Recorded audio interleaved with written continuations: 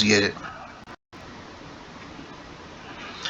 So yeah, it's DAB. It's another podcast, baby, with your boy Jamal Dabney. I got my co-host, my brother Randy Dabney, and man, we're about to get into it, man.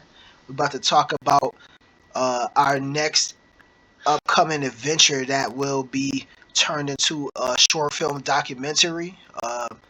We don't know what it's gonna be called yet, but it's gonna follow my brother's adventures as he's in the wilds of Alaska, man. So that's gonna be interesting to get that done, get the budget up for that, produce that, and then man, just go on this ultimate adventure. So we got a couple questions for you right now, man. I think the fans and people listening that follow DAB want to know,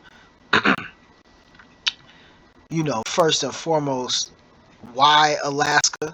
Why are you going? Why are you going to Alaska first? And what are you getting out of it? So why Alaska? Why are you going?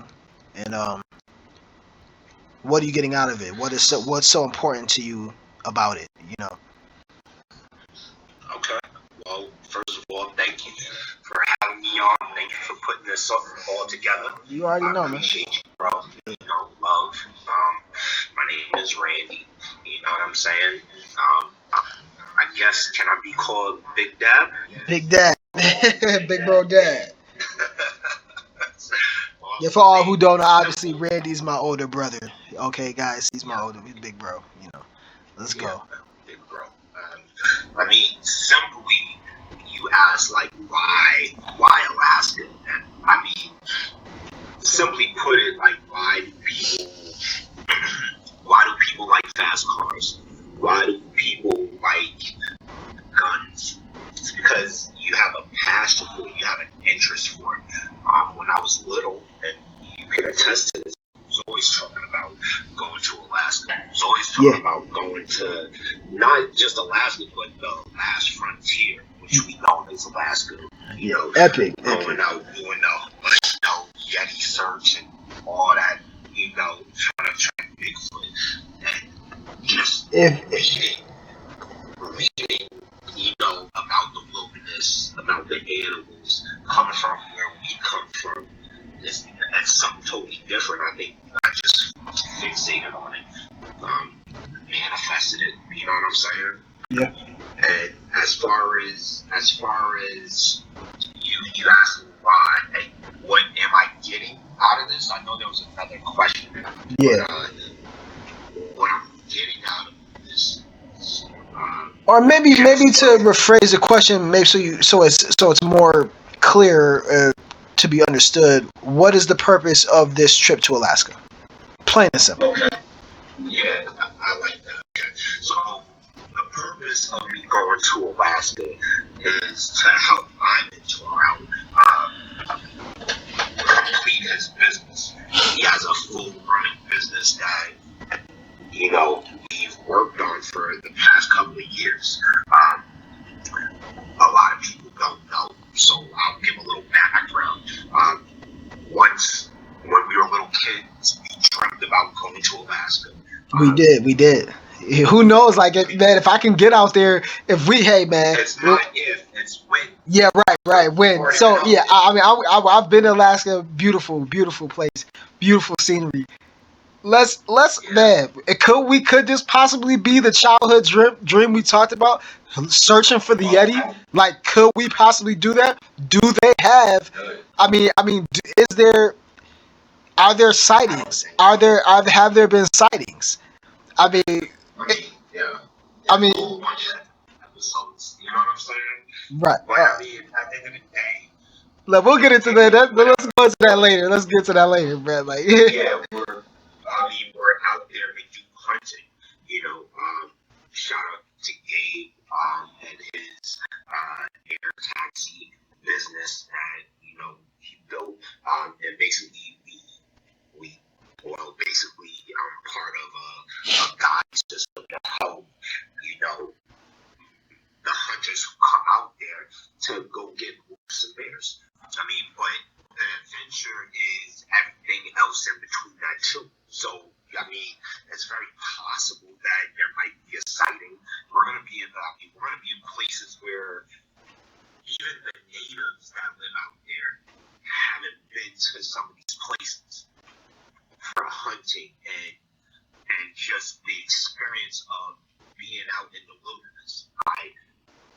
mean, I believe that there's power out there.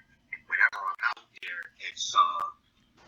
Definitely. it's a different feeling from being, whether you're in the city or the suburbs, just a different feeling. It's a more clean, I don't want to say clean feeling, but it's something out there, in my opinion, that I'm really fascinated about. I love trapping. I love the hunting process, and I mean, Alaska's kind of where we took, or I was able to take all the principles that we learned from the DAB plan, and that instilled in us from a young age. When I got an opportunity to say, hey, let me see if this is real or BS. I mean, and I'm here talking to you. You know what I mean? And that was really the real cause of it. I mean, why not put it to the test? We're from the jungle. The wilderness is somewhat similar, except for you're dealing with real live animals that don't really care. But like Dad always said, if you respect Mother Nature, you know what I'm saying? They'll respect you. And I got stories upon stories of encounters with wildlife, not understand, you know what I mean? Right. So, I mean, I'm out there to help my mentor. I'm out there to regain energy, redirect my thought patterns. And that's really what it is. It's kind of like a rejuvenation. I've never felt at home any other place than there. Now, I've been a couple places outside the country. You know what I'm saying? Right. For me, it's like a magnet. I'm studying magnets, and it's like, why would a kid be drawn to the wilderness like that? That's something that I still I don't understand, but I'm thankful for it. You know what I'm saying? Yeah, believe me, man. Just a black mountain man out here, man. So it's raw. Yo. There's some others too. Yeah, I'm about to become one too. Man. I'm gonna be out there too. I just can't, it's gonna be fascinating. That's it. It just seems fascinating, man. So I'm hyped, man. We're gonna get that. We're gonna get that. For all those who are watching too, man. We have a plan to get this short film documentary boosted. So we're gonna launch a Kickstarter, probably two multiple Kickstarters. Each one of them will be slightly different. We might have like different rewards or stuff like that. One from Randy's core base of followers, and then I'm gonna do one too. And we're gonna see what we can raise on both ends of the spectrum, and then we're gonna put that together and then use it to get on out there and do some amazing stuff, man. Maybe we can get some dope equipment. I can get some better lenses. We can get some more hard drives. Make this thing a big and that nice decent production. Hopefully we can even get a drone. Now, what comes to mind too, bro, I don't know if you're aware of this. Early last year, one of my mentors I follow with the whole media based thing and content creation, a lot of national parks now are requiring permits to just do the slightest bit of filming. Where is this the base or location that you guys are going to be setting up located, like as far as land wise? Are you going to need, are you aware of anything that we need extra attention or permission to film, or if that's possible, or we can just do the damn thing, like That's a good question. That's a really good question. You spoke about the drones. I mean, finish what you were going to say. Yeah, no, I was just hopefully, with our efforts with the Kickstarter, we can get a high. I mean, I have a drone, but it's small though, and in those weather conditions, who knows how that's gonna hold up? It's a $30 drone, bro. So we can use it, and it shoots in 1080p HD. So I mean, I guess. Let me ask you this: How are you with the flying? Oh, I just got the equipment, bro. If you better than with me, and we tracking like we on the hunt or something like that, and we're me following some hunters, you can take it up if you know how to fly it. I don't care. We just you forgetting that I yeah, I remember, bro. Yeah, bro. I remember that white and green drone that's still in Dad house. Yeah, I remember. Yeah. No. The carbon fiber. Yo, you had multiple drones, dude. Yeah, like I still do. So yeah, I mean, yeah. I mean, here's the thing, right? I'll show you this. I'll show you the joint. Later on, later on, I'll send you a picture of the joint. Yeah, that's fine. Freaking $30, right? Yeah. I can't disclose exactly where the base is, right? Right, Just right, right. due to confidentiality. Right. But what I can tell you is this: we're not going to be able to fly drones during the hunting part due to the fact that one, we're going to be in territory that we don't know the weather. Two, um, wildlife, game and wildlife, they are strict. So when you talk about permits, we got plenty of permits. All that's taken care of as far as the structure of like how to tag the animals. All that stuff is taken care of, except for the part where there. I don't know if you know this, but you're not allowed. And there's nobody that does this, but you're not allowed to like shoot any animals from a plane. So as far as that part goes, I don't think there will be any drone footage while they're, bears. But I mean, if we have a camera, there's no problem with doing that. Plus, you also want to be stealthy because when you're out there, the slightest wind change can throw off.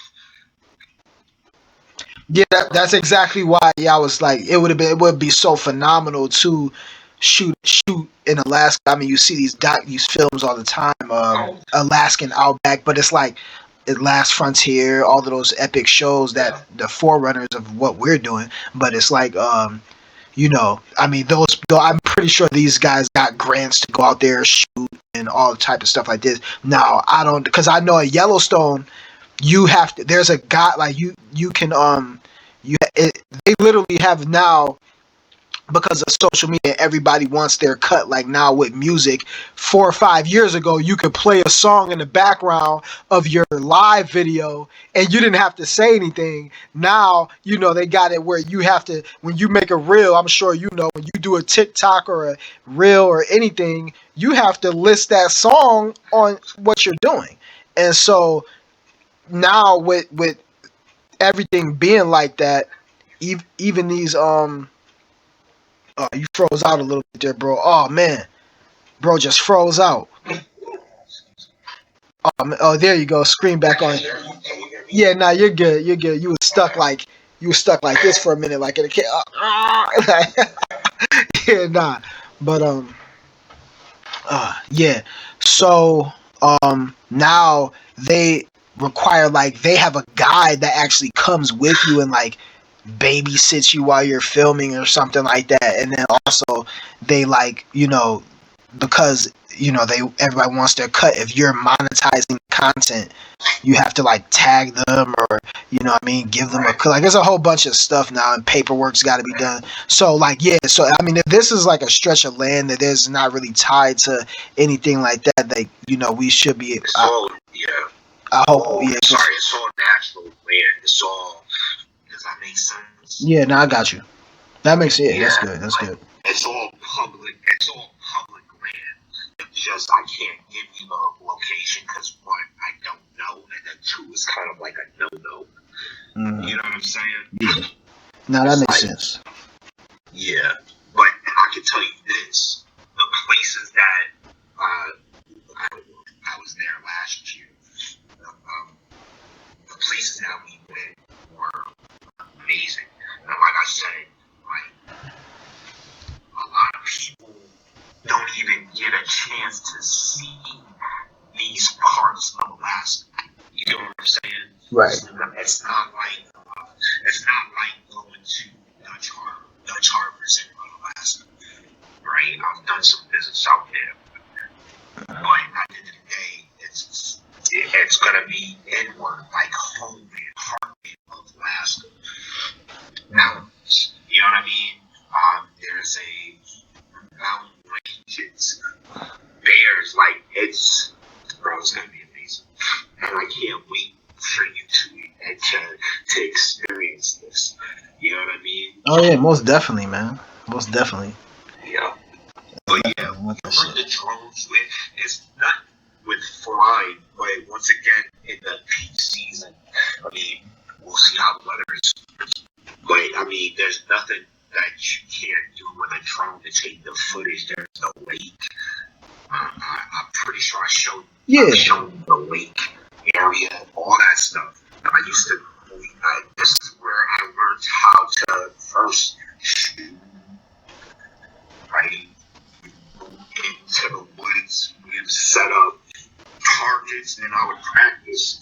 You get what I'm saying? Right. I learned how to trap over here, like real trap, not the trapping of the. You know what I'm saying? Right. Like I'm catching, wildlife bunnies and stuff like that. So yeah.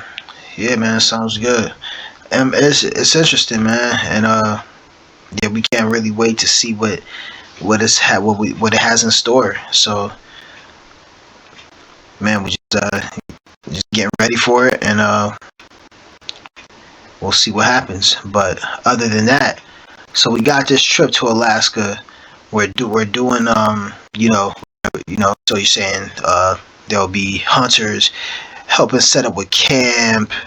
A lot of tracking. It's just gonna be cool to see that stuff. I want to do some research on it first, but when we were talking about the Viking ceremony for pops, like not Viking ceremony, but our own, like us to be able to do that.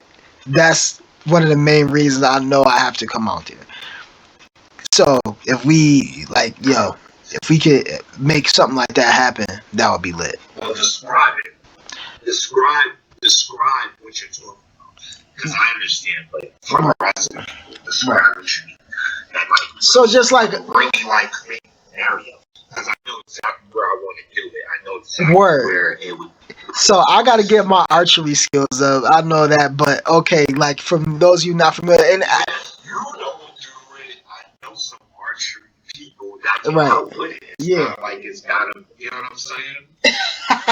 Yeah, so it's like who knows, like in Viking culture, mythology, man, they would send their chieftains or warriors that have fallen off to Valhalla or the afterlife, or just even warriors in general throughout time. You know, the Trojans would light pyres, right, with the bodies on top of them. The Romans, the Greeks, right, light the pyres. For their fallen heroes, even in parts of the Mediterranean, Africa, all over. How the warriors were sent off in a certain way. So for me, knowing that Dad told me that years prior to his passing, it's like that's something that I'm like, okay, I got you, Dad. Like we got to send him off like that, bro. So it's like. So to be us, like I said, like to be able to do that, either the Vikings, for example, or those who don't know, they would send them off in a small canoe, some of their precious belongings. We're not gonna go like to the super extent, 'cause they would actually have like their wives in there, like sacrifice. Some of them would be like sacrificing them alive, and then they got their whole family going with them, and they like, yeah, they really going with you, bro. Like set the whole thing on fire while they're alive. Like that's crazy, but yeah, we just gonna just do our own little version of a DAB glorious warrior send off, and that's gonna be fire. And just to catch that cinematically too, it'd be that's the proper. I feel like that'll be because I really I feel like it wasn't really a proper farewell. Like you can never know, right? The Bible says you don't really know the timing or the hour, right? So that's just the way it is. But I feel like that'll put a culmination of things, man, and a glorious send off, man. And that won't be it either. Like I told you, bro. Like that's just one glorious place. That's a beautiful place. That's like a wonder of the world.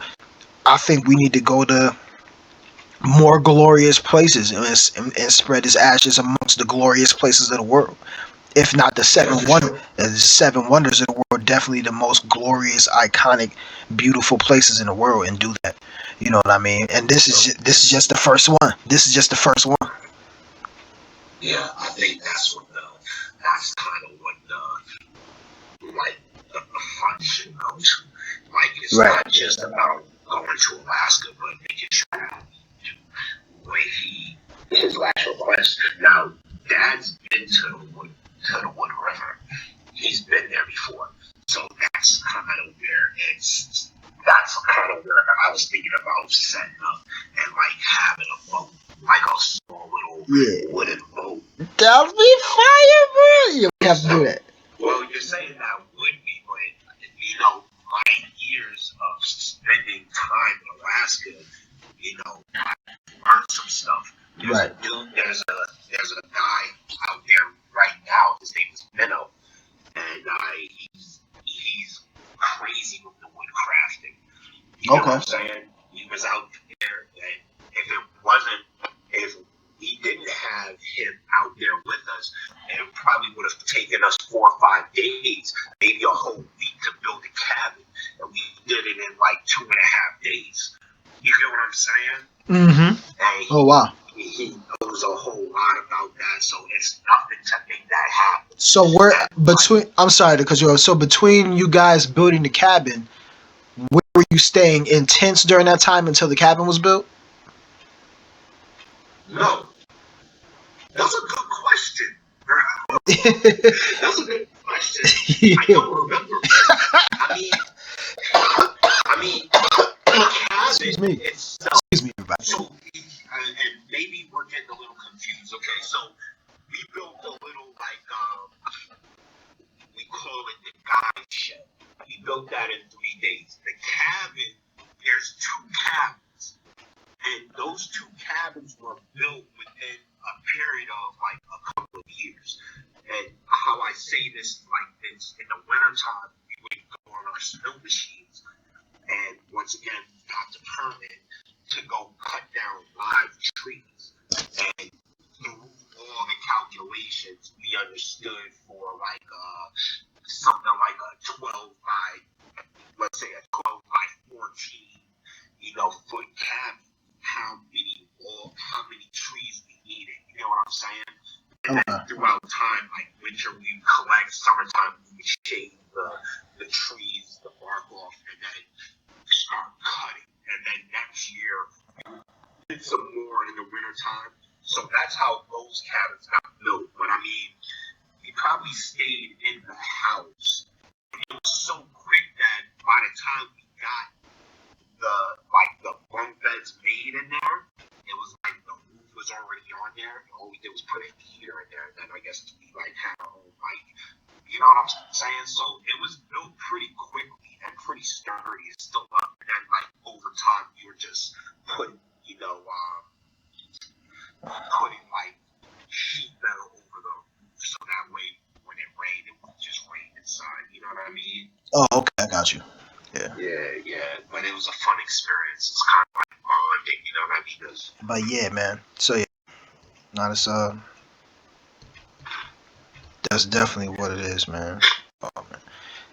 I mean, yeah, man, it's definitely interesting, man, just to go on this whole journey and like what you were saying about the building stuff and the camaraderie and doing that. Like, there was plenty of projects we did growing up around the house where we would do some woodworking or just anything from dad, either, you know, working on some stuff outside, always working on whether it's a lawnmower, tractor trailer, the cars.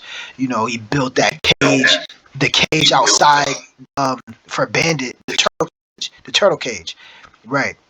Yeah. So it's like we were not yup, constantly. Yeah, always. You already know how he was. So especially working with his hands, so he's big on that, you know.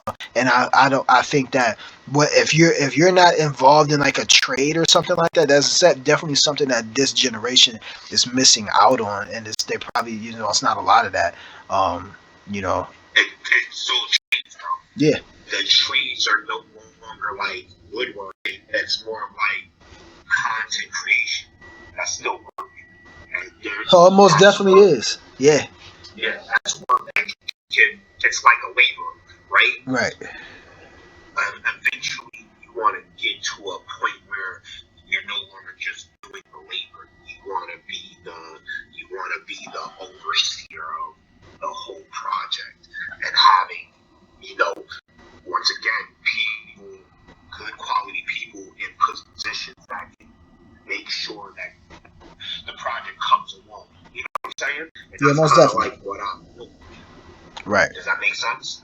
Definitely. So, like, I'm going up there, and even though I'm going up there to help the guides, I still have a crew that I have to make sure understands why they're there. So, if there's one guy who's got to go to the cabin, I got to make sure that he understands why he's going to the cabin, what equipment that he needs to make sure he has. You know what I'm saying? Right. It's kind of like a man.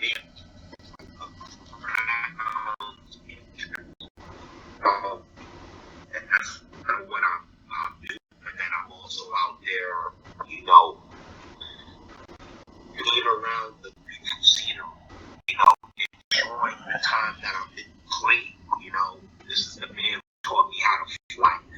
This is the man who taught me how to hunt, how to survive out in the wilderness. And just going back and, basically catching up to what I used to do and seeing the growth. It's amazing thing. Yeah, that's gonna be real interesting. I think because I have this mic a little bit close to the computer, it could be slowing your motion up right there. But yeah. It could also be Wi-Fi thing. I just finished moving, so. Right. Oh yeah. Yeah, I'm big not bro. even Just in the new house yet. Yeah. right. Yeah, no doubt. Yeah, man. So that's gonna be interesting to see that. Just man, it's phenomenal stuff, man. And so for us, Let me ask. Oh, go ahead. I mean, I was gonna ask you. yeah. What do you like? Imagine yourself there now. What would you be expected out there? Like, what are some of the things that you would want to see or do? You know what I'm saying? I feel like fishing. Right. That's gonna be awesome. I can't wait for that. Um, I honestly think I want to get you know definitely get back in touch with nature, but get back in touch with myself. And I feel like the isolation out there, the wilderness out there, will bring that back, that instinct back. I need that, man. I kind of felt that when I was up there last time with you, and you were telling me, man, you should come down. We can do, but now I'm gonna take that chance, and we're gonna do this thing, man. And whatever it takes, we gotta get this done. And to actually see the story, because there's a story behind this. Us going there, you going back there, me coming there with you. It's a story behind that, and that's ultimately going to help us better with our brand, our relationship with not only each other but our spirit. Our being. The journey with our father. There's a whole story we can craft with that, and it's gonna be so amazing, bro. When we put this together, bro. There's a story behind this, and that's what I want to get out of it, is to tell this epic story, because that's what DAB is about. The storytelling, bro. So this is gonna be remembered for generations. So I mean, like, definitely has to be told. So this is gonna be something great. I can't wait. And yeah, man. Look forward to. Might even see. You might even be there for the deal of getting the property out there. Just like I said, you know what I'm saying? Right. Right. Working on making sure that there's ramps out there for not just hunters, right? But for vacation rentals out there too. Right. So it's gonna be cool because you're gonna see all the things that I've learned, like the things that I've been talking to you about, right? Not just on a spiritual level, not just on the principle basis, but just how people live out there. It's totally different. People are super super helpful and super like if you're willing to learn, they're willing to give you the information. And that's in the spiritual world, being around this type of nature, like the live water, drinking water out of a fountain, bro, it's amazing. It makes you feel better, not just about yourself, but you know, your living conditions. And that's one thing that I really got out of that. Was, you know, it's a lot healthier doing it this way. Yeah, dad trained us for this. Like he said, that it's gonna come a time where we stake out on our own, and we're gonna have to use these skills that we learned to adapt in life, the methods and the basically the all out ideals that he instilled, and they're gonna help us achieve what we need to achieve in this world. And that's the ultimate story of also going there for me as well. Yeah, we're coming down on this countdown, man. And so when we're coming to a yeah, let's do another one. Yeah, yeah, we can do another one. That's we were at what 34, 35 minutes. Yeah, but right. But what I'll do, we'll call back, man. It's DAB, man, and you know we do it every time. Share, subscribe.